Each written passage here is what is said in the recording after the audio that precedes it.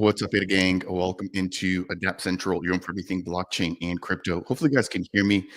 We've got the pretty big press event that's just kicked off here with Senator Tim Scott, which, as many of you know, has really close ties to Charles Hoskinson here. Also, David Sachs here, and they're talking about the working group that they're going to be putting together as a part of Donald Trump's recently announced executive order. So, without any further ado, I'm going to go ahead and play that here. If you guys enjoy the content, please make sure to share this out. As always, I appreciate it. And of course, we'll make sure to break some of the key pieces down here once they wrap up. So it's good to be with you all. We've been working hard on this for the last 3 years, and we've had our ups and our downs. When we started working on it, crypto was gaining popularity, and then with Sam Bankman-Fried and other things, it seemed like perhaps it was in trouble. It's rebounded, though, and is bigger than ever. So our goal is to make sure that consumers are protected, make sure that the industry, in order for it to grow and be able to offer all of the things that it does offer to the various disciplines that are out there, whether you're a bank or whether you're investing a client's money for their retirement or whatever, you've got protections, there's structure in it, and it will allow the industry itself, because it is regulated, people have confidence in that, to grow. It's a little different than our normal situations in the sense we've got these jurisdiction things. So I'm the chairman of AG. Why am I here? Because we have the Commodities Futures Trading Commission, and some assets are commodities, some are securities. So the SEC has jurisdiction over the securities, CFTC has jurisdiction over the other. So the idea that we're working together, again, we've all been working separately. We've made progress over the last several years, but working together now with purpose, and then also having the White House, having the czar over here, again, to visit with him and really set up a structure so that we can get a final structure to make this thing work is very, very important. So I appreciate Senator Scott, I think, really coming up with that idea. And I think it's a good one. And we're looking forward to actually get some things accomplished in the next several months. Okay. Good afternoon, everyone. I'm Congressman G.T. Thompson, chair of the House Agriculture Committee. And this is what we're doing today is sort of the next step and what will be a milestone, which will be a great accomplishment for our country. America really was a leader when it came to Internet 1.0, right? It was the Internet of knowledge. And the Internet 2.0, again, it was America that led that for the world, not just for our citizens, but for the world. And that was the Internet of things. And then Internet 3.0 is what we're talking about today, and that's the Internet of value. And we're approaching it in a principled way. My colleagues here mentioned a couple of those. Number one, do no harm. Protect consumers, provide that regulatory structure, that certainty, both for the industry, but quite frankly for the consumers as well. And secondly is foster innovation, because the opportunities are just really are unimaginable. Well, what I believe is that whatever's over the horizon is going to be very, very exciting. So I'm really, first of all, just very thankful to President Trump for his historic efforts to bring regulatory clarity to the digital assets markets. His leadership with the work that David Sachs is going to lead on his behalf is going to be a game changer for American competitiveness in the global race to build the new economy. The president could not have picked a better person to helm his AI and digital asset efforts. David brings a wealth of experience in exploring new technologies and building successful businesses to this new role. We've had great conversations, and I know that he is laser focused on bringing certainty to digital asset markets. I want to congratulate my friend, Chairman French Hill. He is the right man to lead the Financial Services Committee in the House at this moment. in this time. And he's a great partner and the type of leader that we need to advance this issue. We worked incredibly well last Congress together alongside Patrick McHenry, and I'm excited to build on that work together. I also want to congratulate our newly elevated Senate colleagues, Chairman Bozeman and Chairman Scott. Perhaps there's no one more pleased than me to be able to say Chairman Bozeman. John and Tim and their members are going to bring a wealth of talent and expertise to this discussion from the Senate majority. We did incredible work in the House last Congress in the 118th, and I'm proud of the efforts that went into our historic vote on Fit 21. I'm equally excited to have these partners and a new administration in place to be able to finish the job. I'm thrilled to lead the House Agriculture Committee members as we work with this incredible team to put a bill on President Trump's desk. And I think at this point, we're going to be in a position to take a few questions. Thank you, everyone. We're going to take some questions from the crowd. If you direct your questions, can you please say your name and the outlet you're with? Emily, we'll start with you. Hopefully you guys can hear me. Thanks so much for holding this today. I wanted to start out, when you're talking about legislation, can you talk a little bit about Fit 21 last time, the bill that you plan to introduce again? What differences are you going to see now that we have the trifecta in Washington? Well, thanks, Emily. We did do good work, good, strong bipartisan work on Fit 21, which was the clarity for a market structure bill.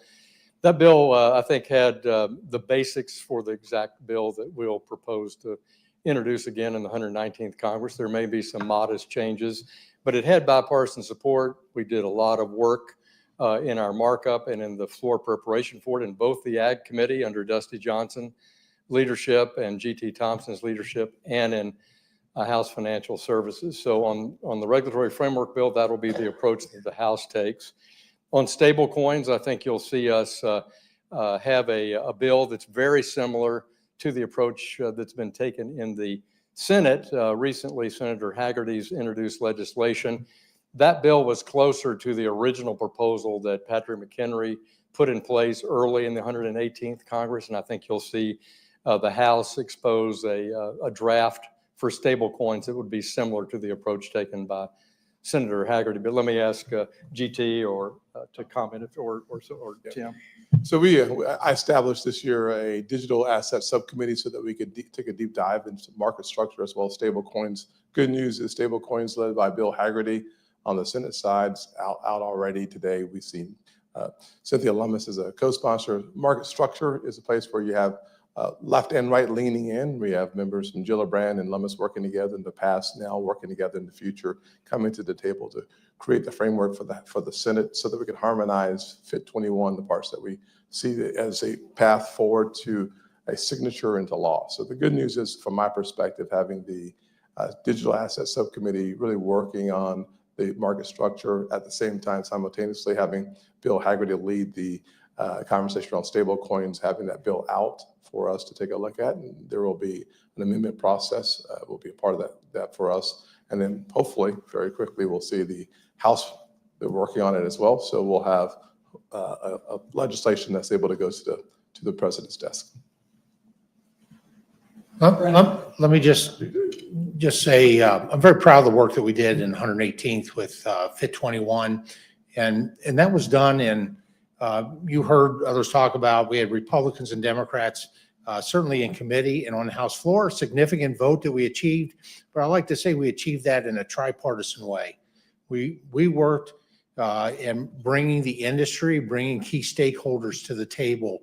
And so I look forward to, quite frankly, on working with my colleagues here and President Trump to continue that process of refining what we do, whether it's market structures and the other aspects of this bill. Brendan Peterson with Much More News. I wanted to ask if you all are thinking about making changes to anti-money laundering law as a part of this push, given the concerns we've heard about banking in the crypto sector and beyond, and the broader concerns about money transmitter licenses and the sensitivities of AML. Yeah. We're certainly open for discussion. One of the things that the subcommittee will take a look at is the whole playing field. I mean, at the end of the day, to get all of our members on board, we're going to have to be open to comments and thoughts on the issue. I think we're in a good place. The Bank Secrecy Act is something that we've discussed with the other side. They have a focus on it. I think that the broader conversation should not be about digital assets alone. It's about bad actors doing bad things by any means necessary. And so having that conversation from a panoramic view and not simply from an digital asset perspective is going to be important for us to get to the end of that conversation. Brendan, I would add, having been the subcommittee chair in the last Congress, and Brian Stiles is going to have that mission this time. He'll do an excellent job, I think, on the market structure bill and the stablecoin bill as it relates to the security aspects of it. We were very sensitive in the 118th Congress about the law enforcement aspects of digital assets, not any different than we are about any other means of transfer of or payment method, whether you're talking about cash or the ACH system or real-time payments. This is an important point. I agree with Senator Scott completely. We'll listen to our members. But in the drafts that we pro-offered last year that, as I say, we had bipartisan support for, they had strict AML standards in them for this digital arrangement for digital assets that are not unlike the requirements out in the analog financial services space. It's why we call the bills fit for purpose, because this is not an intermediated form of finance anymore. And so these laws have to reflect how transactions are conducted. But it's AML and BSA are important for every member on both sides of the Capitol. Thank you for doing this. For both of the stablecoin and the FIT bills last year, I'm just curious this year whether you have the idea of the timeline when you expect to get those worked through Congress. And then also, could this ride along anything like the Farm Bill, for instance, even in the agriculture connection?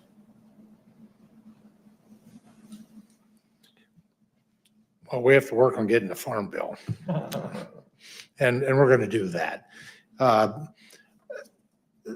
The time-wise, I think one of the most important things we're doing now, with every Congress, we have new members that retire or are defeated, and we have new members coming in. So we're starting that now and have started member education. And quite honestly, crypto is not the easiest thing to wrap your mind around. Not everyone comes into Congress with a good, full understanding and a thorough knowledge. And so member education is what our first goal is here. And then how it times up, it is, I think we've shown the ability to be able to move a market structures bill, well, FIT 21 as a whole, out of the House in the past. I think we're probably in a really good position to, when we conclude our work and preparation this time around, to be able to do that. So I don't see this being attached to a farm bill. Thank you. Hang on one second. I would say, if I was thinking about this a little bit, I think what we have is an opportunity to get things done. My theory is the first 100 days of a new administration is important. On the Senate side, my goal is to be as aggressive as possible to achieve an objective of having bills through the Senate in 100 days. Just to go back to Emily's question on this and combine it with timing, Maeve, is here's the way to think about it. We did a lot of work in the 118th Congress in the House. So we're prepared to move forward in the House Financial Services Committee, and I won't speak for Chairman Thompson, by introducing legislation or having discussion drafts of our legislation, attaching those to a set of committee hearings. But it's exactly as GT points out. We have new members. We've got to do new member education. And so we have to level set here. This is why Chairman Bozeman and Chairman Scott have stepped up digital assets at a subcommittee level to bring members along and do that member education here in the Senate, something that in the House, we had the benefit, obviously of 2 Congresses working on that. So I think a key element now, though, is the education and technical assistance that can be provided to members both in the House and Senate from the executive branch now, as President Trump's leadership posts are confirmed. And key among them is his AI and crypto advisor, David Sachs. And David, would you want to speak to this issue of helping members come up to speed? Yeah, I mean, absolutely. So this is what we're here for. And I actually did a session even before the start of this Congress with Speaker Johnson. We did a great sort of open dialogue with members of the House in that case. And I think, part of what we're here to do is provide resources on education. Some of them can be outside advisors, kind of luminaries in the industry, and we're talking to a lot of those people. And then, I'm also available anytime to talk to members about this. It can, crypto can be a esoteric subject, and it is good to explain it, to kind of demystify it, because I think once you understand that, you've kind of got the cryptocurrency itself, like Bitcoin, but then what it really runs on are blockchains, which are just distributed ledgers. It's really a new type of decentralized computing platform, and there's a lot of things that can be built on that computing platform. So in any event, we're happy here to provide those resources to help explain it, both on Capitol Hill and beyond. Thank you, Jasper Goodman with Politico. Thanks for doing this. Senator Hagerty is out with a stablecoin bill today. Given that that's out there and that there's been more consensus in the past on stablecoins as opposed to market structure, do you plan to move first on stablecoins ahead of market structure? And relatedly, to what extent in both of these processes do you plan to engage Democrats versus going at it alone now that you have the trifecta? Yeah. So the bill's out, as you know. We have been working with Democrats already on the bill. You'll see co-sponsors will line up on both sides. Good news is that the bill is moving quickly. I'm actually pleasantly surprised at a place where you see very little bipartisan coalition building. The members of the committee, as well as folks like Gillibrand off the committee, are very anxious to have a win in this digital space. And so for the first time in a long time, there's a reason to take a deep breath and release it, because the legislation moving forward very quickly is happening. Good news is they have had, as French said, a lot of time working on the legislation as well. Finding the places where there are disagreement will be the key for us getting it to the president's desk. And that's where I think the task happens next, is to take a look at the component parts of Hagerty's stablecoin bill. But that's what we're moving first, is stablecoins.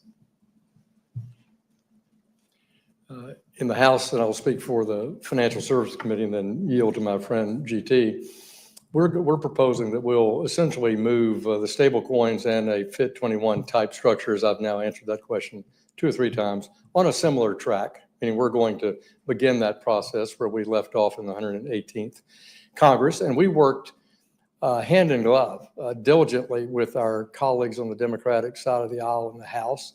Many of the ideas that are reflected in the market structure bill and some in the stablecoins bill reflected views from the minority party in the House.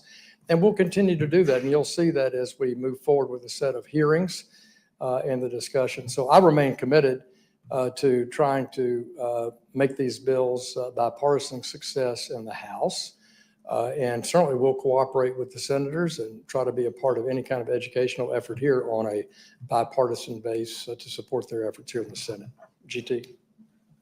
I have the same commitments. I really don't have anything against. Great, last question, Jennifer. Thank you so much, Jennifer Schonberg on Yahoo Finance.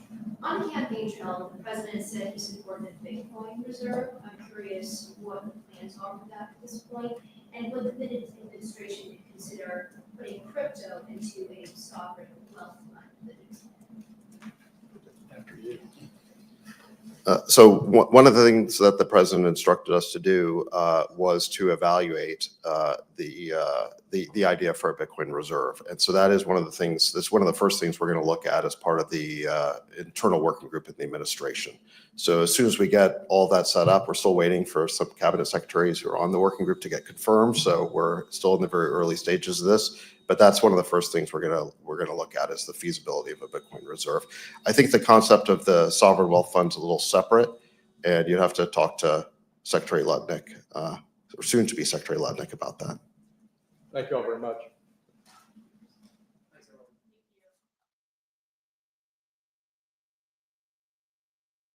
All right. I mean, What an event. That was a lot shorter than I would have ever thought. And if you're watching here live, let me know what your thoughts are there on that. But for anybody who's just tuning in, just wrapping up the highly anticipated press event there, led by David Sachs and looks like Senator Tim Scott. So we're going to jump into some comments here. And as we do, I'm going to briefly rehash a little bit of what we just saw there. Real But models? let me go ahead That's and turn old this news. off. Give me just a moment.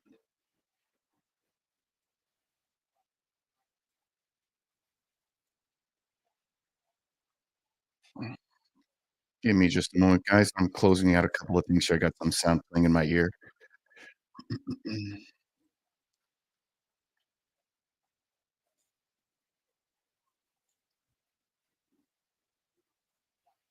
All right.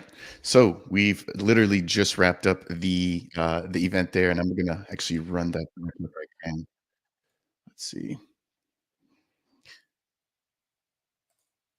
All right. So the event has just concluded, and it was roughly about 15 to 20 minutes. Um, Again, a lot shorter than I would have anticipated there. I'll leave the link to it down below for anybody who's missed it, and then we're going to jump right on in here and actually break down a couple of pieces here. Give me just a moment. So for anybody who's missed it, I've just dropped the link to the official press conference that has just wrapped up there. If you're watching live, please make sure to smash that thumbs up, share this out, and if you have any questions or comments, feel free to go ahead and leave those down below. I'll, of course, try to take a couple of those here. But would also love to just hear what your guys' thoughts are, right, on the recent press conference there. Some people saying that, it was a lot of talk, but not too much in terms of um, hard substance. I think it was actually quite the opposite. We have a little bit of direction, right? But as we get ready to dive in here, I also want to actually pull up the executive order and actually talk about some of the key pieces that are actually mentioned there too. So let's actually jump into that now. If you guys missed that, I broke this down in a separate video, but I'll go ahead and leave the link to the executive order here as well. So we got that right there. And let's go ahead and actually jump into that now. So let me go ahead and quickly share this here. So if you guys missed this, this was released and signed by Donald Trump on the 23rd of January, so roughly about a week and a half ago. And I broke this down, but there's a couple of key pieces here, right? And the senators just opened up breaking down the fact that they really want the U.S. to be a leader when it comes to innovation, right, in this particular space and in this particular realm, of crypto. They also mentioned the fact that they don't want to be a laggard, right? But they want to be an innovator. So in order to do that, I think we have to sort of shift the view and to shift the stance, right? Especially when it comes down regulations, which definitely was mentioned there in the press conference. They also talked about promoting and protecting the ability of individual citizens to interact with crypto. And then we heard a little bit about two key things that they're going to be focusing on, right? And the first was the stablecoin bill, or at least the introduction of regulations for stablecoins. And then they talked about let me make sure I got this right here, a market structure bill, right? So again, just providing more regulatory frameworks for big banks and for TradFi to jump into the Bitcoin and crypto space with little to no fear, right, of getting punished for interacting with their crypto assets. So let's take a look here. I think there was actually a piece specifically about stable coins. And so it states here that with the working group, they shall propose a federal regulatory framework governing the issuance and operation of digital assets, including stablecoins in the US. There's also another mention here highlighting promoting and protecting the sovereignty of the US dollar, including through actions to promote the development and growth of lawful, legitimate dollar-backed stablecoins worldwide. So, of course, you've got Tether USDT and USDC. PayPal now has a stable coin. Interesting piece, though. And actually, let me see if I can find it here. There is a portion here which mentions the prohibition of CBDC. So it talks here about taking measures to protect the Americans from the risk of central bank digital currencies or CBDCs, which threaten the stability of the financial system. So let me know what you guys think again. Seems like first priorities are focusing on stablecoin and then next, more or less market structure. But those were the two big things that were really just mentioned as a part of that press conference. Again, let me know in the comments if you guys think that that was, enough information, or if maybe you guys have more questions than answers coming out of that particular press conference. But we are just wrapping up there, and I'm going to go and take a couple of questions here. Again, seems like a lot of people not really too happy about the situation. So we've got Vita Ronica saying that that wasn't too much. Crypto Moose, welcome in, man. Total letdown, unfortunate. Matthew, that was a joke. Yeah, I mean, of course, this is the first of many, right? And one key piece that I do want to highlight was Senator Scott's mention of the fact that in terms of just timing, they want to get something out here within the first 100 days. So he spoke about how important it is for them to move when it comes to a new office, a new president, moving very quickly. And he mentioned that they want to get something to the Senate passed sometime within the next 100 days. And so it looks like, again, the next couple of months, we could potentially see some sideways action here. Could that actually be the kickoff to altcoin season? You know, I saw a comment earlier in the chat where somebody mentioned that, you know, maybe we see Bitcoin sort of just trading sideways until we get an official bill passed. And that's when people really, you know, start to dive back in and we see the resuming of the Bitcoin bull market here. But let's take a look at price action here as well. Let me jump over to Coin Market Cap and see how Bitcoin's reacting. Crypto Moose coming in. I appreciate you. Bitcoin not really doing much here. Let's actually jump into that here. So we've got Bitcoin right now currently trading at roughly 98,000. It started dumping once the actual press conference started. So we'll see what happens. Obviously, the last couple of days has been super shaky with the Trump dump and the Trump pump, right, with the tariffs.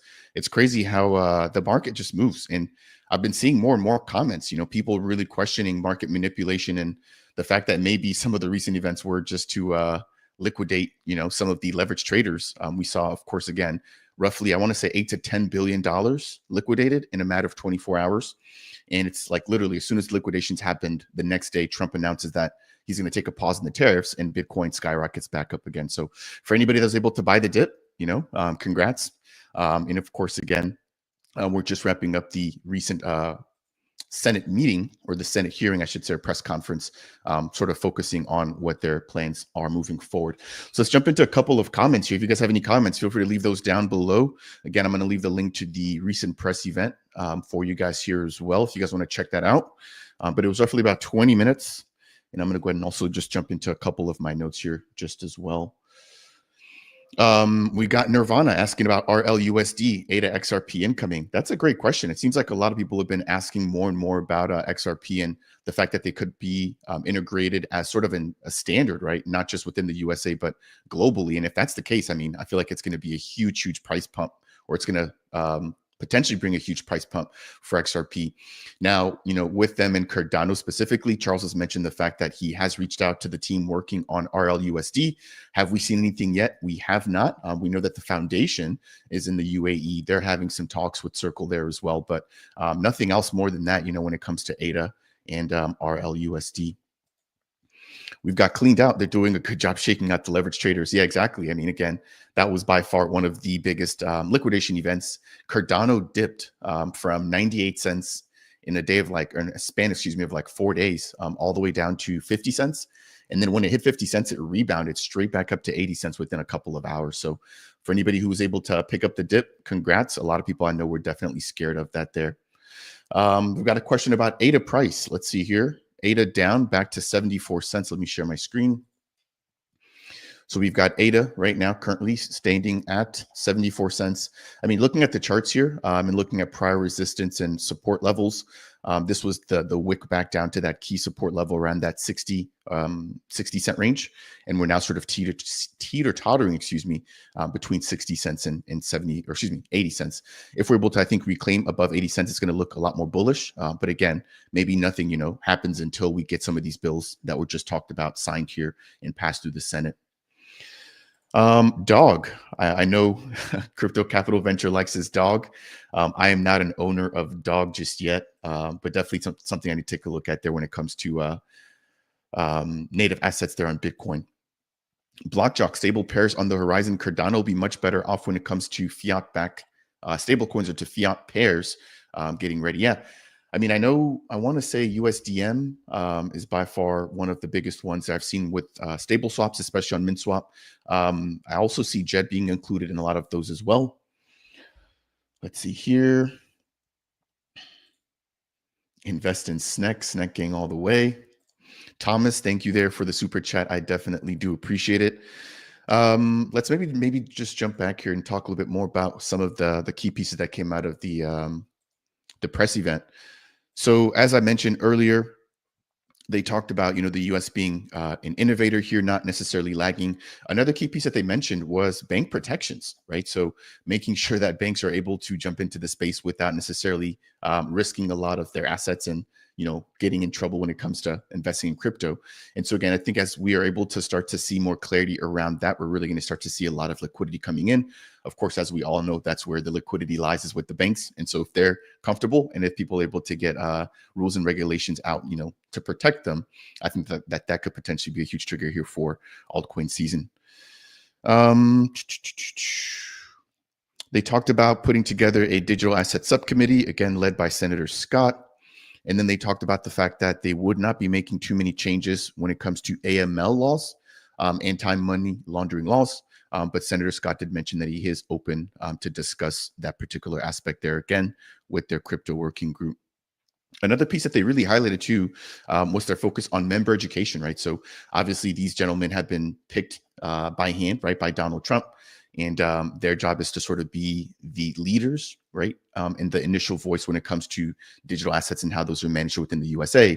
But they've also mentioned that they want to take it upon themselves to educate other members in the Senate and other members just within the government, right, to be more aware and to just better understand crypto and digital assets. So it's really positive and reassuring to hear that they realize, right, that it's not just a matter of getting the bills out there, but it's also important to make sure that people are educated and that, their colleagues also understand what blockchain and what crypto technology can do moving forward. I talked about the fact that Senator Scott mentioned the 100 days and moving very quickly, making sure to take advantage of that. And then again, they mentioned the fact that they'll be moving first on stable coins and then focusing more or less on market structure. So that said, let's jump into a couple of comments here. Again, if you guys are enjoying the content, please smash that thumbs up. I do appreciate it. We've got Dill Singh asking who initially got me into crypto. Dill, I came into the space actually right after college. That was right around the 2017, 2018 bull market. But at that time, I really wasn't into content.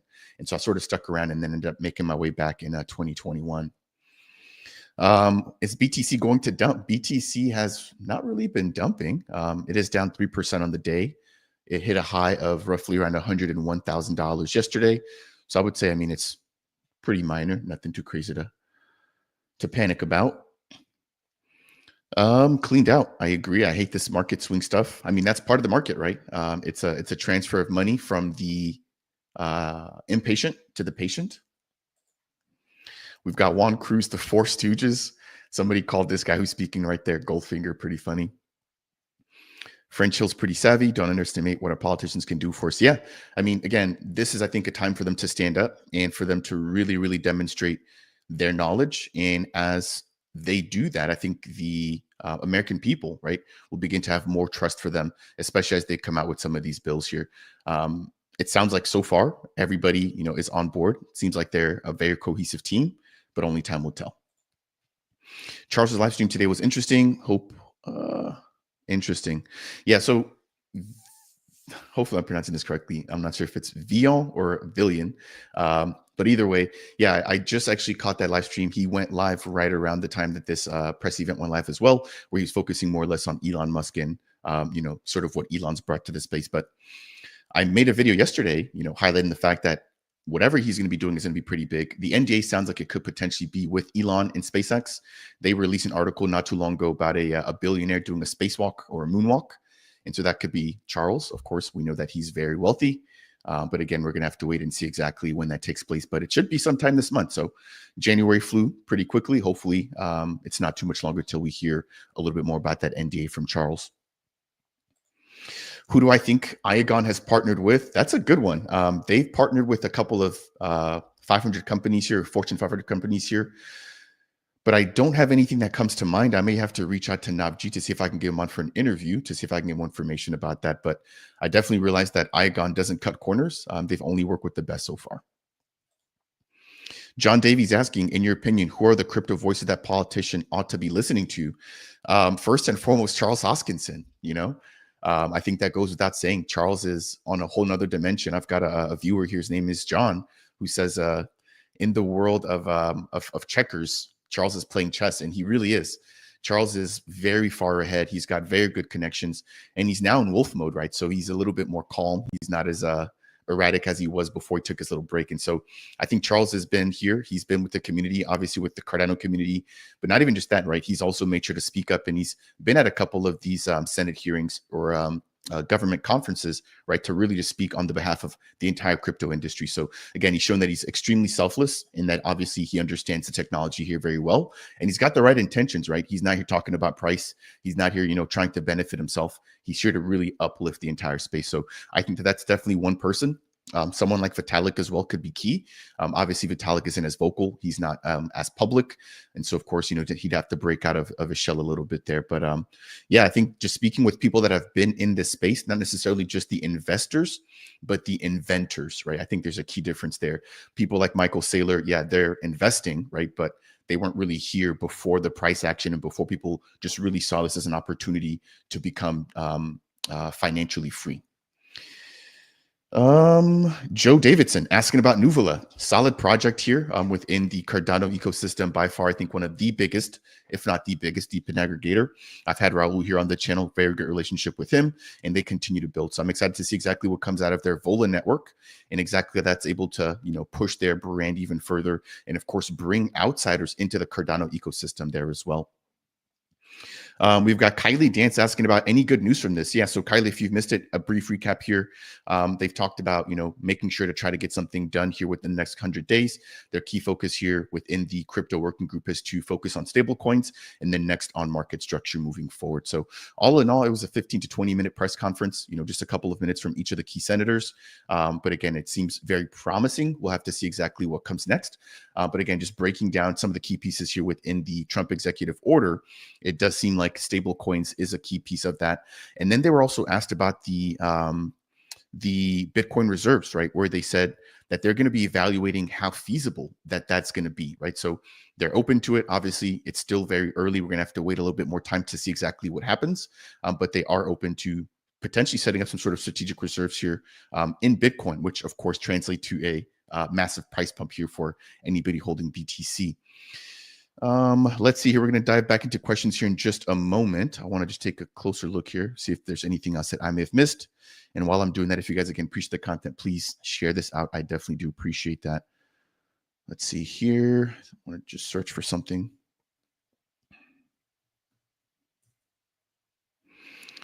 All right. So yeah, there's this one piece here. Again, let me just share the actual executive order, which highlights the fact that within 180 days of this executive order, the working group shall submit a report to the president, right, through the APEP, which shall recommend regulatory and legislative proposals that advance the policies established in this order. So again, they've got 180 days. So could that be, around the time that the bull market picks back up? You never know. Just something else to keep in mind. People, I will probably share that with you there in person, but I am in the southern portion of the USA. Top of the morning. Any thoughts on Dedium? I've had some back and forth with that particular team. I've tried to get them on the channel. I have to reach back out. Again, it's just been a back and forth there. Mr. Toasty, welcome in. I've just rehashed a couple of the key pieces there. If you've missed it, I'll drop the link to the official recap there if you want to watch it. It's roughly about 20 minutes. Let's see what else we've got. We've got Cleaned Out asking or stating, we need Charles to talk to Tim and to educate him on us crypto investors. We need a dash of hype. Yeah, we definitely do. And it sounds like, Charles obviously has a really good relationship with Senator Scott. They've obviously, been seen together in person. And of course, a lot of key members from IOG at the recent Trump inauguration there as well. Blockjock stating stablecoin bill is a precursor of what's to come. There'll be rules and regs that we don't like, but the upside is a huge amount of retail coming in. Do you see this as a good thing? Yeah, I definitely do so. It's sort of like the, what is the word that I'm looking for here? There's an analogy, but it's like we can't take the big without sort of taking a little bit of the bad along with it. And so while some of those regulations may impact people that have already built and established themselves within the crypto space, if this is able to allow for even more people to come in, then I think it's a net positive. And as long as it's a net positive and it's not a net negative in the sense that it's not hurting more people than it's helping, then I think that it benefits us for the long term. So BlockJock definitely do appreciate that. And of course, we're able to get more regulations around stablecoins. That could potentially open the floodgates up, right, for banks to invest in things, for example, like USDM, right? For banks to invest in things, for example, like USDA. And so again, the more regulatory clarity, I think the better. Let's see here.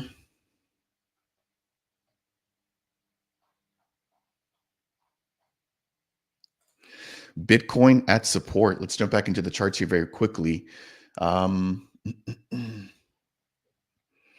mean, if we take a look at the charts, if I were to just draw some support and resistance here, we've clearly got this level here where Bitcoin continues to bounce, which is right around 90,000. And then if we punch in just a little bit, we've also got this key resistance here, which Bitcoin has been struggling to break, right? And so right now we're literally right in the middle of the trading range. So I would not say that we're at support just yet. We're at I mean, at least to me, it feels like at a very key decision point. Could we dip back down to, the $90,000 range before trying again to break through 108?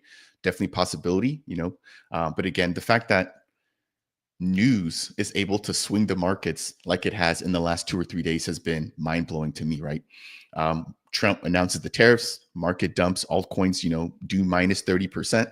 Then 24 hours later, he pauses it and then markets rebound immediately. So, I mean, it's really, really hard, especially with TA, because nobody knows what Donald Trump's going to do tomorrow. No one knows how the economy is going to react, how, other nations are going to react. And so a lot of this is out of anybody's hands. But right now, it looks like Bitcoin's at a very key decision point at the middle of the recent trading range that we've seen established, dating all the way back to around November, where again, we broke through that key resistance of 90,000. Targeted back up to 108, and then we just sort of been, testing the top and the bottom of that range. Again, I saw a comment earlier about the fact that, within the next 100 days, that takes us out to what? Let's see here. Next 100 and so days takes us out to, oh, let me see here. I'm on the 4-hour chart. I need to jump into the daily chart. So the next 100 days takes us out to, to punch out even further. That takes us out to May, right? So mid-May, could that be how much time Bitcoin needs to consolidate? I mean, that's a long, long time frame. But it could also mean that, with more consolidation, a more volatile move out of this particular range or out of this particular zone. And a big catalyst for that, right, could be liquidity, again, if we have regulations coming in around that particular timeline. So obviously not financial advice, do with that what you will, but we could potentially see Bitcoin really beginning to move out of this zone here around that time, which gives altcoins, a little bit more time to accumulate or to consolidate before they see their final explosive leg here as we get ready for the end of the bull market. Let's see here. We've got one hundo. If we get regulation akin to the internet and Section 230, crypto will explode. Yeah, I mean, I think that's what Trump is trying to do, right?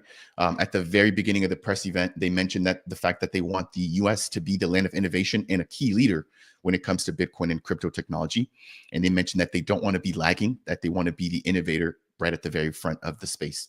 And so this could definitely open up the floodgates. We know that there's billions of dollars, right? We take a look at the biggest asset managers and fund managers that they want to pour into the crypto space. It's just right now, they are not too certain. There's a little bit of uncertainty there. I think, let me see if I can pull it up. Bank of America. Their CEO had mentioned the fact that they're ready to jump on into the space.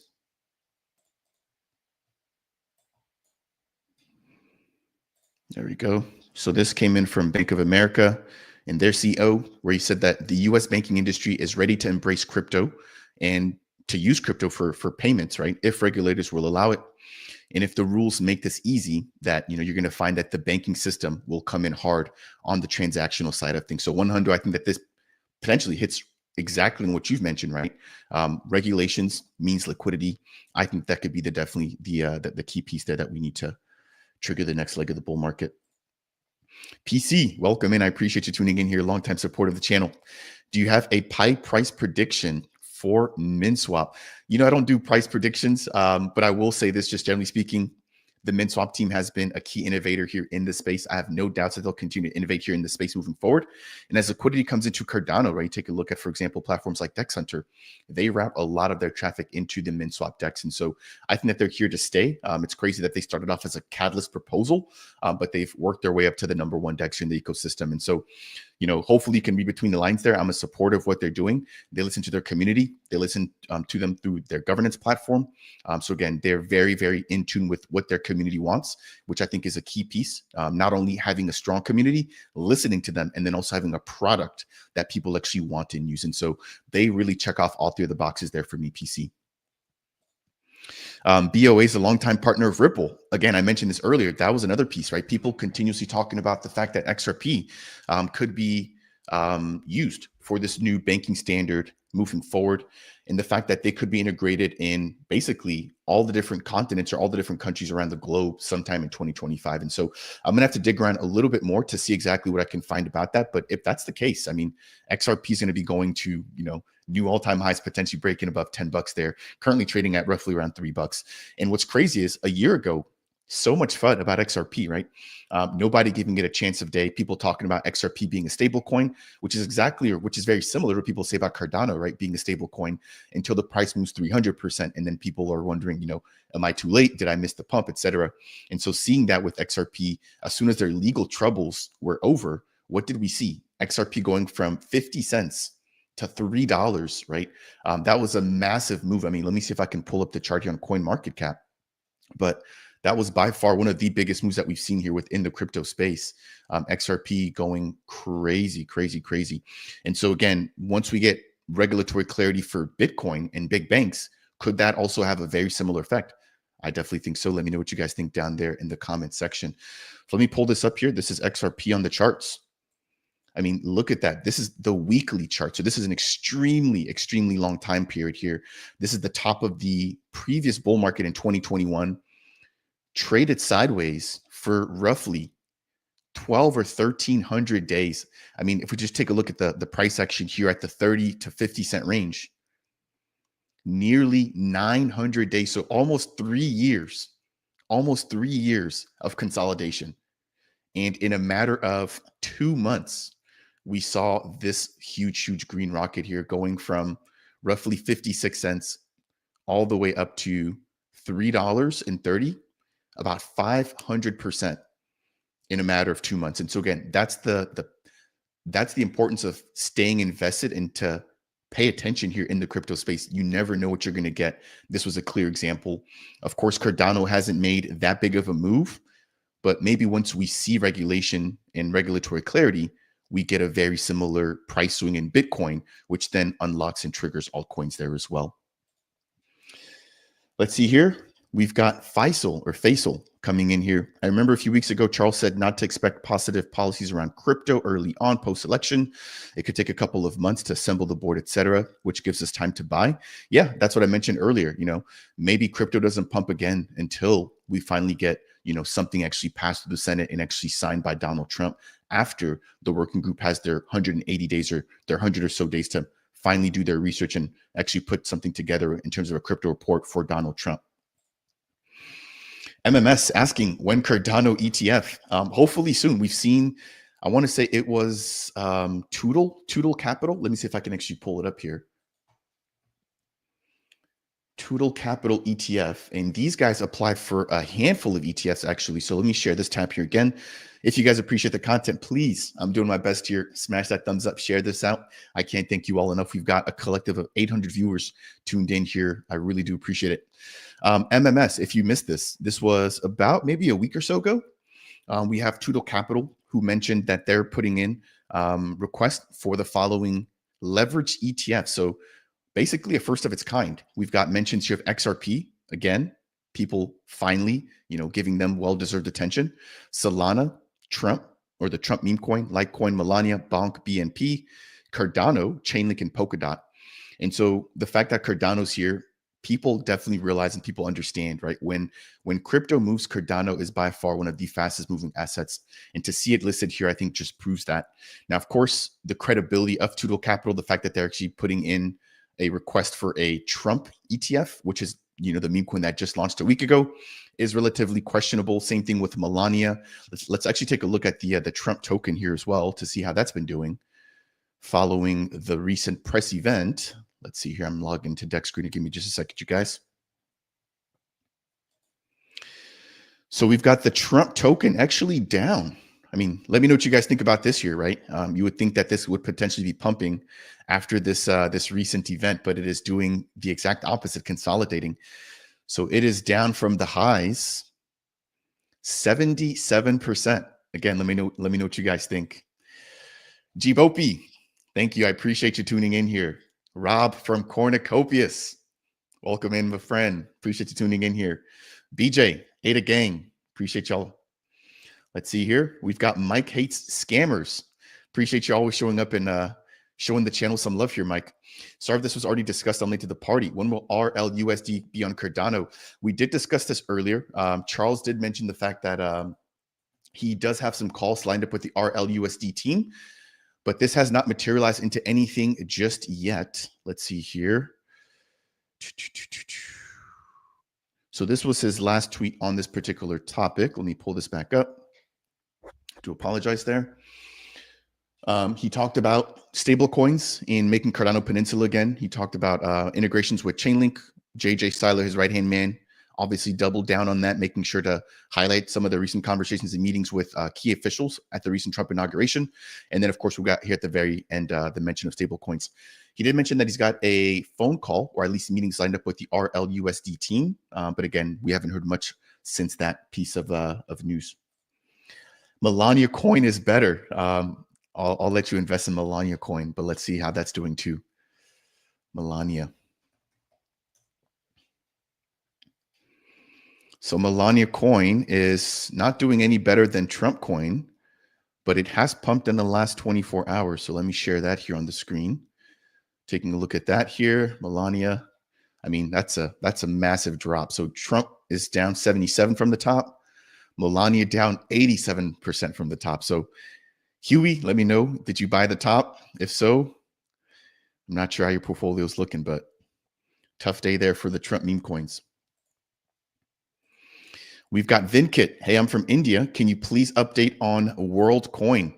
Vinkit, I am not keeping up with WorldCoin. I know that a lot of people were feeling mixed about, the fact that they want to take people's information, biometrics, etc. But that's really all that I've got there. I appreciate you. Accelerate Profits. Thank you for the feedback. I appreciate you keeping me honest here, keeping me improving. Thanks for tuning in. Charles said RLUSD will not be ready till Aprilish. I'm going to have to see if I can find some more information about that. And I'm going to be reaching out to Chelsea to try to schedule an interview with Charles ASAP as soon as he's had that interview with whoever he's under NDA with, which should be sometime this month in February. I'm going to try to schedule something early March. And hopefully I can poke his brain and see exactly what the status is on RLUSD. Again, Accelerate, appreciate you very much for tuning in here and showing support. Please give me the ETH view. ETH has been lagging, man. ETH continues to just trade sideways, my friend. Let's take a look at the chart here. ETH on the weekly, let me share this. Following the recent dump, obviously a huge wick here, showing some buying pressure coming in. But we take a look at where it's at. I mean, still, let's see, roughly around 76% away from all-time highs. You take a look at Solana. Let's see here. That's actually doing a lot better, right? Which is, I mean, it just made all-time highs about a week or two ago when Trump coin launched. So that's down 40%. ADA from the top, down 287%. Meme coins have taken a massive hit here, roughly down 175%. Of course, XRP in price discovery there. Doge down 160%. Render down 200%. So, I mean, relatively speaking, ETH is doing a little bit better than a lot of these other assets when it's only down 82% from the top. But compared to Bitcoin, it has definitely been struggling. All right, let's see here. Let's keep the conversation rolling. Again, if you guys have questions or comments, leave those down below. We'll keep this conversation going for a little bit longer here. We've got roughly around 800 viewers tuned in between X and YouTube. If it's your first time stopping by the channel, first off, my name's Fareed. Appreciate you tuning in. Welcome in. My goal is to help you guys figure your way out here within the Cardano and Bitcoin ecosystems. We just finished covering the recent press event. But if you appreciate this content, smash that thumbs up. I really do appreciate it. If you want more, consider subscribing to the channel. And if you have any questions or comments, feel free to engage there in the live chat. And if you want to take your support a step further, I am a stake pool operator within the Cardano ecosystem, contributing to the DApp Central stake pools. So consider delegating with those as well. I definitely do appreciate that. We've got D-Not. Welcome in, fellow ADA nationalist. Appreciate you tuning in here. Let's see here. We got Vishwamit. Whether today's news is good for crypto future or just a waste of time. I'm seeing a lot of mixed reactions. Some people feeling like, hey, it was, at least a decent step forward. Again, we've got Senator Scott confirming the focus here on stable coins and then market structure within the next 100 days. And then let's see here. We've got other people saying that it really wasn't enough. Didi, thank you for tuning in. Take care. David, tuning in. Appreciate tuning in, man. We're just reviewing the recent press conference that has just wrapped up there. Again, being held by some of the key members in the Senate. If you've missed it, the working group has now been established, and they have to put together a report within the next 180 days, which has to go back over to Donald Trump. And this was all announced in the recent crypto executive order, which again, if you've missed it, I'll go ahead and leave the link to that down below. But I have covered that in extensive detail here on the channel. So this is the executive order. Let me go ahead and leave the link to that. And I'll just briefly rehash exactly what the goal of the working group is here. So it states here, Section 4, Establishment of the President's Working Group on Digital Asset Markets. This bill or executive order hereby establishes or sets to establish within the National Economic Council, the President's Working Group on Digital Assets.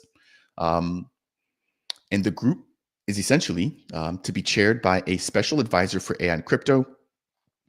They talk about the members that will be included as a part of that: the Secretary of the Treasury, the Attorney General, the Secretary of Commerce, etc.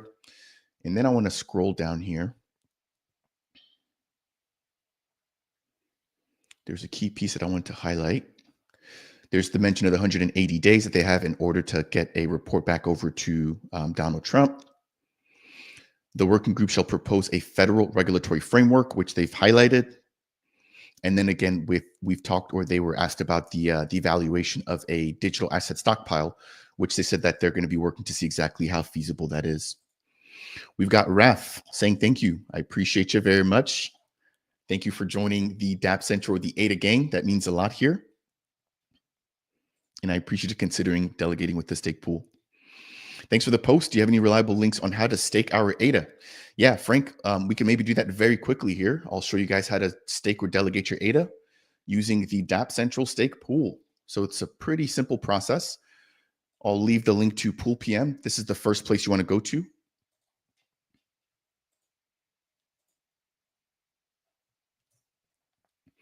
And then we'll jump into some additional questions here. So you want to head over to pool.pm. Once you head over to Pool PM, you obviously need a crypto wallet. So you can use something like Nami, NuFi, Eternal, etc. But from here, you can select or search for a particular stake pool. So I'm just going to search for DApp. There's 2 stake pools. I'll pick the newer stake pool now. And then from here, let me actually share my screen. Sorry, I apologize. So step 1, head over to Pool PM. Let me do that again. So here's Pool PM.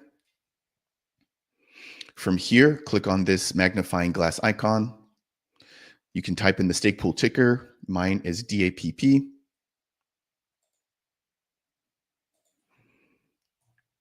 Once that loads, there we go. You can select the stake pool. And then from here on the right-hand side there, you've got this join button. You click on that, and then you can see the list of different wallets you have available. And you can select whichever wallet that you have connected. For me, I've got my Nami wallet connected. Once you click on that, on my screen, I can actually see my wallets now popped up and it's asking me for access. I can sign that transaction And then once I send the transaction, I'll be delegated to the stake pool. I've just actually canceled it, so I'm seeing this error, but that's really the entire process there. You want to just select or search for your stake pool and then click on that join button down the right-hand side. All right. We got Huey. Can you still vote after delegating to a DREP? If you're choosing to delegate to a DREP as it pertains to Cardano governance, you're letting the DREP actually vote for you. If you want to vote for yourself, you have to register as an active voter or a direct voter, and you can do that on Gov Tools. So if you just go to Gov Tools, let me paste that link here in the chat there as well. From Gov Tools, you can connect your wallet. You can click on that button here. Again, you've got the list of wallets. And then you can, number one, choose to delegate to a DREP. Again, keep in mind a DREP's voting on your behalf. Or you can actually become a direct voter, Huey. So if you select this, then you actually have to take it upon yourself to jump in here and actually vote for governance actions here on your own. So hopefully that answers your question. We got R asking if I have a new post about the FNX token. I do not. Mr. Kahoot, this guy has brains. Thank you. I'm just doing what I can here as a content creator. After doing it for 3 years, you start to just pick up on a couple of similarities, and you just become a little bit more familiar, with what's actually going on. We've got R. I think I already took that question. Vishwamit, whether there's going to be considerations for ADA and their strategic reserves. I don't think so, at least not early on. I think it's going to be solely focused on Bitcoin, but you know who does have Bitcoin, who does have Cardano? We have Coinbase with their Coin 50 index. Let's see if I can pull that up, which does include Cardano. We've got Grayscale, who also has their index, which includes Cardano. We've got 21 Shares, who also has a fully ADA-backed ETP, right? Which includes, of course, only Cardano. And so let's see here. This is coming in from Coinbase.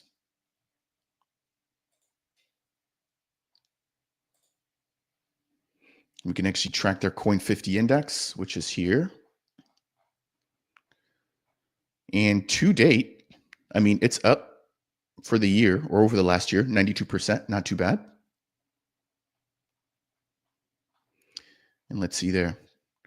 In terms of top assets, of course, Bitcoin, 57%, ETH, 20%, and then, of course, Cardano, 1%.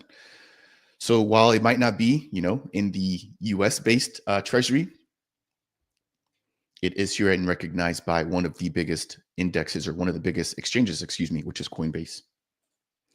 Blockjock, thank you, my friend. I really do appreciate this. That means a lot, my friend. That really, really means a lot. Thank you for the super sticker there. We got Joe backing me up, man. I appreciate you very, very much. Again, I'm really just doing what I can for the community. And I really appreciate how supportive the Cardano ecosystem is. As a creator, it's literally what keeps me going and why I'm so determined to make this crypto content my full-time gig moving forward into this year. Let's see here. We've got Sonic Chemist. What's good with Hosky? Is there any midnight updates? With Hosky, Quantum Hosky, the team from Hosky, Charles Hoskinson, Trim Brewset, who did Doom on Hydra, Hydra on Doom, or no, that's right, Doom on Hydra, excuse me there. He and a couple other members, Phil from Anastasia Lab, Lucas from Aiken, they were all at Charles's ranch about a week ago, actually. Let me see if I can pull that up here on Twitter.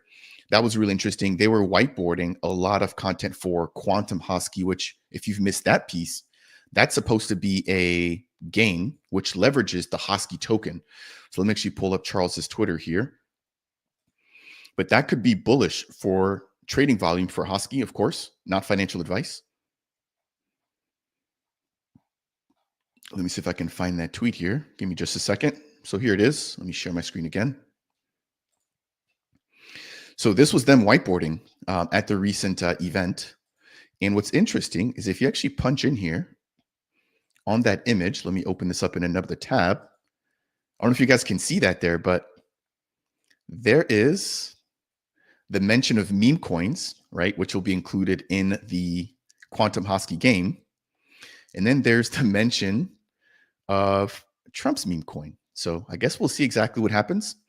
If you scroll down though, it's highlighted and it's circled, and there's the mention of exit liquidity down here too. So again, you guys do with that what you will, but this is the last in terms of updates that I've heard for Quantum Husky. In terms of Midnight, they did release a bit of content. So they've released content about operating Midnight nodes. Let me just pull that up here.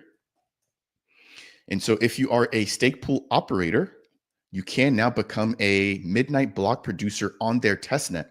So I'll leave the link to this here as well. Let me just drop that over there. Boom.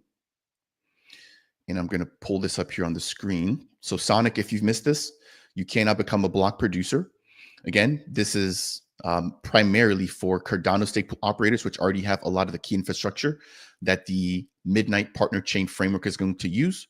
And this breaks all this down. So they are definitely making progress. And if you've missed it, they released a light paper, I want to say about 4 or 5 months ago. So let me see if I can actually find the Midnight light paper here. I've got it here on my computer. Let me pull that up and we can take a look at the roadmap and what we can expect moving forward.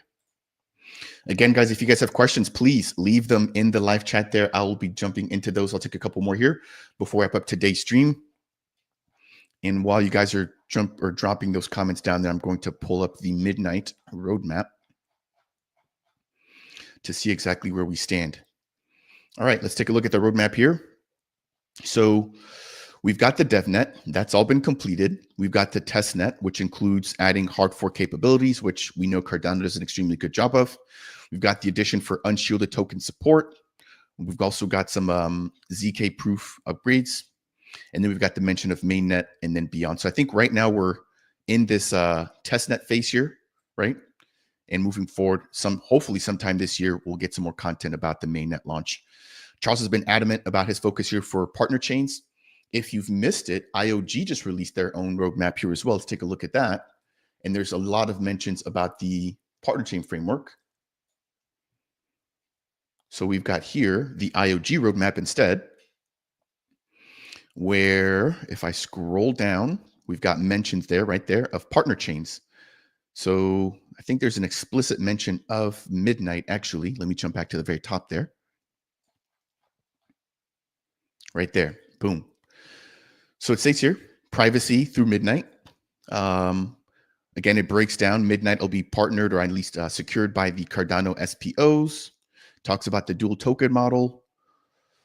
And boom, actually, there we go, right there. Midnight is currently in the testnet phase and will be launching on the mainnet in late 2025. So hopefully that gives you a little bit there of reassurance, but it definitely looks like Midnight will be coming soon. All right, let's jump back over into additional comments here. S asking, will Charles meet the president? Looks like there's been some interviews. I mean, it's a very, very difficult thing to answer, but I'm going to play this very brief clip here. There's been 2 teases, actually. Hopefully you guys give me just a second. Let me share this tab instead and see if I can get the audio up. Let me pull this up. And actually release a video on this yesterday, but hopefully you guys can hear this. We're still working on some of the deals that are under NDA. Can't say anything yet, but some momentum on it, broadening the scope a little bit, having some fun with it. We'll see where it takes us. There's no huge urgency, but we're getting it done. And meeting a very special person towards the end of the month. Can't say who it is. Just getting stuff set up for that. So it's going to be a good month. So yeah, Charles is definitely a big tease. I will say, he has not confirmed yet that it is Donald Trump. It could just be key officials.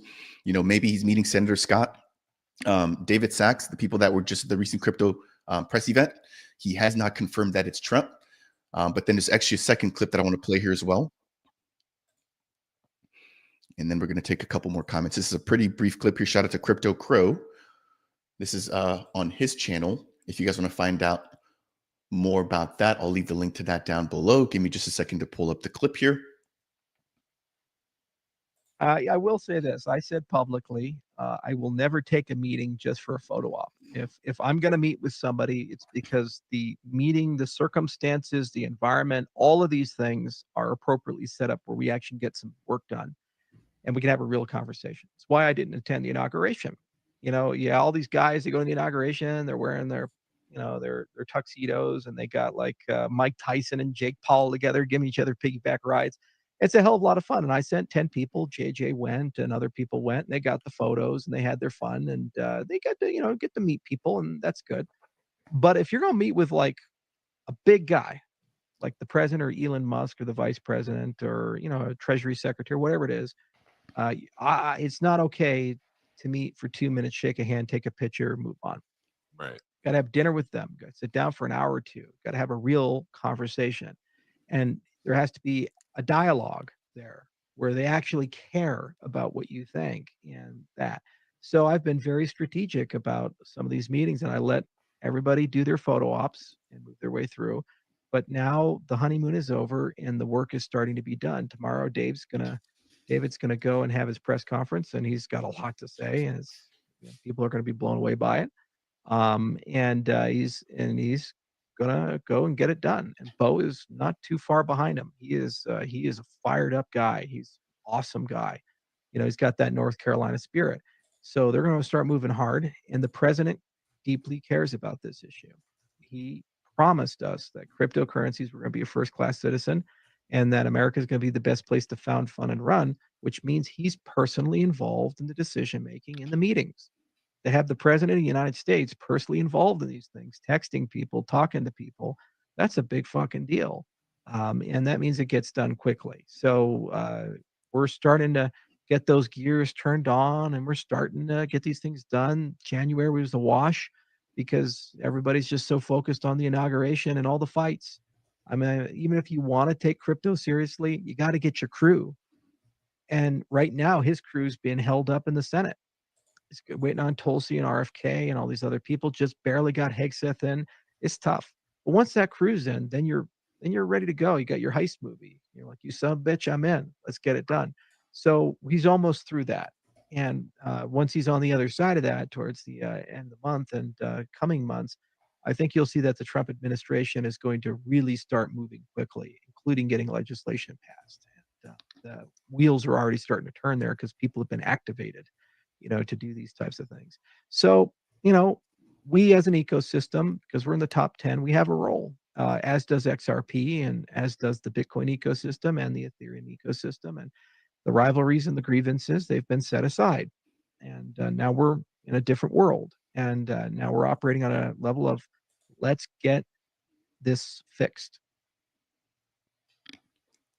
So a lot there coming in from Charles. I want to just take a quick minute here just to give a quick shout out to South Crown Customs. Appreciate you tuning in here. It means a lot showing you the support. Blue Mammal, I appreciate you as well. You've been showing up on a lot of the recent comments there. And again, massive thanks for the support. Blockjock, very good point here. You've got 50 ADA taking a bet here, putting your money where your mouth is that Charles is actually set to meet David Sachs. I definitely think so. Again, we know Charles has extremely close ties to Senator Scott here. Let me see if I can actually pull up that picture. If I've got that. But after this recent press conference, I mean, that is a huge bit of content that is plausible. So let me share this here.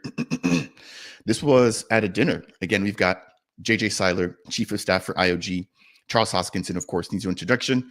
And we've got Senator Scott there that literally just wrapped up the recent press event. So Charles is definitely connected. He's got access to these people. And whether he's officially named as someone who's, supporting or being used within the crypto group, I think that he's going to have a big impact, or at least a subtle influence, right, on crypto policy moving forward. Again, he's been very adamant. He's been fostering relationships. And one thing that he's mentioned, right, in that recent interview is that he's not here for a photo op. He's here to make meaningful and impact. He's here to make a meaningful impact for the space. And so moving forward here, of course, he's got that big meeting. We're hoping to get some more content or context here as it pertains to that, exactly who he's going to be speaking with. But interesting content there. Let's see here. Joe Davidson, Fareed, serious question. Have you applied for that new public media press pass? It'd be great to see you ask a crypto question on behalf of the ADA community. I'm not sure which press pass you're talking about. If it's for like events taking place on platforms like Washington, D.C., I definitely have not done that. But if it's something local to the Cardano community, I'm more than happy to take a look. Let's see here. Nameless. stating they had to mention Bitcoin because they were too tired. Oh no, because they were tired of the online temper tantrum trying to tear the whole house down. I mean, you could potentially have a point there. Surprisingly, the markets did not pump. Let's see here. The markets are actually moving down now. So let's see here. Yeah, Bitcoin down 98,000, Cardano down 9%, ETH down 6%. So seems like the market's actually reacting negatively there. All right, as we get to wind things down, I'm going to take probably 1 or 2 more questions and then wrap up today's stream. Again, thanks to everybody for tuning in here.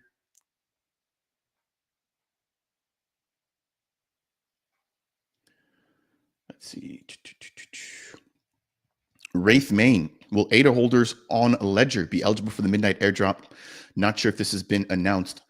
So there's been a little bit of information about the Glacier drop. First and foremost, we know that it's going to be across multiple networks, right? So it's not just a Cardano only thing. Charles has mentioned that this will be available to over 100 million wallets, which include Bitcoin, ETH, Solana, XRP, basically all the biggest networks. They'll be included. Of course, Cardano will be included. We know that it's going to be something that you have to work for. So it's not going to be a traditional airdrop where you just sort of sit back and you just get tokens dropped in your wallet. You're going to have to actually claim or do some work in order to claim your tokens. So they'll be eligible, or you'll be eligible initially, but you have to actually do some work to claim it. But we don't exactly know what that work is. Now, another way to earn the Midnight token, not necessarily as a part of the airdrop, is by delegating or supporting a Cardano SPO who's going to be running the infrastructure to support the partner chain framework that Midnight uses.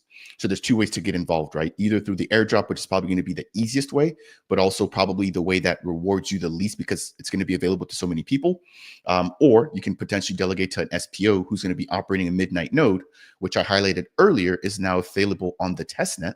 And as they begin to mint blocks and secure the Midnight network, they're going to be rewarded in one of those 2 tokens coming in from the dual token model that's used on the Midnight network.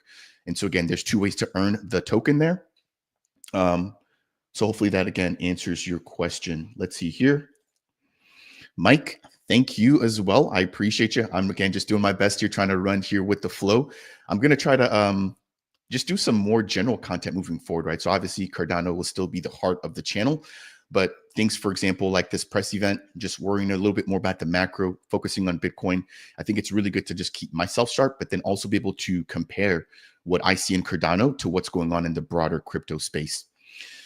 So let's see here. This is one of the last comments. Pipo, thank you again. Let's not forget that Trump attended the Bitcoin Nashville conference. He definitely did. He had a big photo up there with Brad Garlinghouse not too long ago. And so you're asking, why shouldn't Cardano not also get some of the FaceTime with Trump? Yeah, I mean, again, we don't know. Maybe it is Trump. You know, if it is Trump, Cardano will definitely move in terms of price action. I can tell you that there, people. But it's yet to be seen. Again, I'm going to reach out to his team to see if I can get him on the channel. But if it is Trump, you can definitely bet that that's going to create a lot of FOMO and a lot of excitement here within the Cardano community. All right, ladies and gentlemen, I think that will bring me to the end here for today's live stream. Again, breaking down and quickly recapping the recent press event that has just taken place there, led by Senator Scott in Washington, D.C., where they basically highlighted the fact that their group, or the crypto working group, aims to focus on bringing regulatory clarity for stablecoins and just the overall blockchain and crypto market structure. They aim to have something done within the next 100 days, in the fact that they want the USA to be the land of innovation, and they want the USA to be a leader here in this brand new and innovative technology. Of course, we'll continue to keep you guys updated here on the channel. If it's the first time that you and I are crossing paths, please, first and foremost, smash that thumbs up. I really do appreciate it. Second, if you want more content just like this, consider subscribing to the channel. And third, if you have any questions, comments, or concerns, leave those down below. And that said, and as always, I'll see you all in the next one. Take care, everybody, and I'll see you guys on the next one. Cheers. Bye-bye.